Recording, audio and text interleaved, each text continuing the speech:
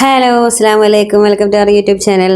നമ്മൾ ഉണ്ടാക്കാൻ വന്നത് നമ്മൾ ഉണ്ടാക്കിയിട്ട് ബാക്കിയൊക്കെ വന്ന കഴിച്ചിട്ടൊക്കെ ബാക്കി വന്ന ദോശ ഉണ്ടാവുമല്ലോ, വെച്ചിട്ട് നമുക്കൊരു അടിപൊളി ദോശ ചിപ്സ് ഉണ്ടാക്കാം. അപ്പോൾ നമുക്ക് എങ്ങനെ ഉണ്ടാക്കാൻ നോക്കാം.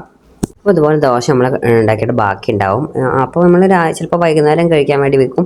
അപ്പോഴും കഴിച്ചില്ലെങ്കിൽ അത് ബാക്കി വരും. അപ്പോൾ അതെന്ത് ചെയ്യും, നമ്മളങ്ങനെ ഇതുപോലെ കട്ട് ചെയ്യാം. എത്ര ദോശ ഉള്ളത് വെച്ചാൽ അത്രയും ദോശ എടുത്ത് നമുക്ക് ഇതുപോലെ കട്ട് ചെയ്യാം. അപ്പോൾ അത് കത്രിക വെച്ചിട്ട് തന്നെ കട്ട് ചെയ്യണം.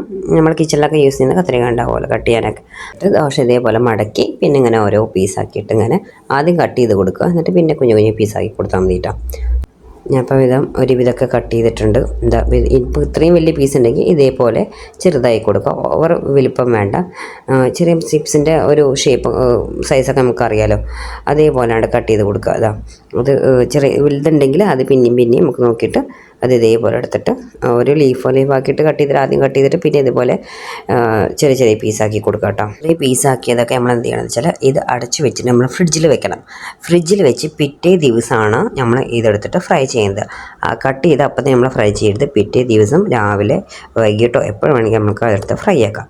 ഫ്രൈ ആക്കണേന് നമ്മൾ ആദ്യം ഒരു പാൻ വെച്ചിട്ട് ഓയിൽ ഒഴിച്ച് കൊടുക്കുക. അത് 3 രീതിയിൽ വേണം, കുറച്ച് കൂടുതൽ ഓയിൽ ഒഴിച്ച് കൊടുക്കണം. എന്നിട്ട് ഇതേപോലെ ഒറ്റയായിട്ട് ഇട്ട് കൊടുക്കണം കേട്ടോ. ഒക്കെ കൂടി ഒരുമിച്ചിടരുത്, അപ്പോൾ അത് ഒട്ടിപ്പിടിക്കും. ഇതേപോലെ ആകുമ്പോൾ അത് ഫ്രൈ ആവുമല്ലോ, അപ്പോൾ ഒട്ടിപ്പിടിക്കില്ല. ഒക്കെ കൂടി ഒരുമിച്ചിട്ടാൽ അതിങ്ങനെ ഒട്ടിപ്പിടിച്ച് ഇതാവും. അപ്പോൾ ഒറ്റയായിട്ട് ഇട്ട് കൊടുക്കുക. എന്നിട്ട് നമുക്കത് സാധാ പോലെ ഫ്രൈ ചെയ്യുന്ന പോലെ തന്നെ സാധാ പോലെ ഫ്രൈ ചെയ്തെടുക്കുക. അത് ഒരു ട്രിപ്പ് എടുത്ത് 2-3 ട്രിപ്പ് ഇട്ടിട്ടുണ്ട്. ഇതേപോലെ ഇറക്കിയെടുക്കുക. പെട്ടെന്ന് തന്നെ ഫ്രൈ ആക്കി കിട്ടും. അധികം കറിയിക്കേണ്ട ആവശ്യമില്ല. ഞാൻ എല്ലാതും ഫ്രൈ ആക്കി എടുത്തിട്ടുണ്ട് കേട്ടോ. അതപ്പോൾ അതിന് ആവശ്യത്തിനുള്ള ഉപ്പിട്ട് കൊടുക്കുക. പിന്നെ മുളക് പൊടി കൂടി ഇടുമ്പോഴാണ് അതിന് ടേസ്റ്റ്. ഇനി കുട്ടികൾക്ക് ചെറിയ കുട്ടികൾക്ക് കൊടുക്കുകയാണെങ്കിൽ ഇട്ടാൽ മതി, അല്ലെങ്കിൽ നമുക്ക് അത് വേണമെങ്കിൽ ഒഴിവാക്കാം. ഉപ്പ് മാത്രം ഇട്ടാൽ മതി കേട്ടോ. നമുക്ക് കഴിക്കുകയാണെങ്കിൽ പിന്നെ കഴിക്കുന്നവരാണെങ്കിൽ മുളക് പൊടി ഇടാൻ കുഴപ്പമൊന്നുമില്ല കേട്ടോ. നന്നായിട്ട് അത് നല്ല മിക്സ് ചെയ്ത് കൊടുക്കുക. നല്ല ക്രിസ്പിയായിട്ട് നമ്മൾ കപ്പട ചിപ്സൊക്കെ കഴിക്കില്ല, ആ ഒരു സെയിം ടേസ്റ്റ് തന്നെ കേട്ടോ. നല്ല മുരാന്നുണ്ട്.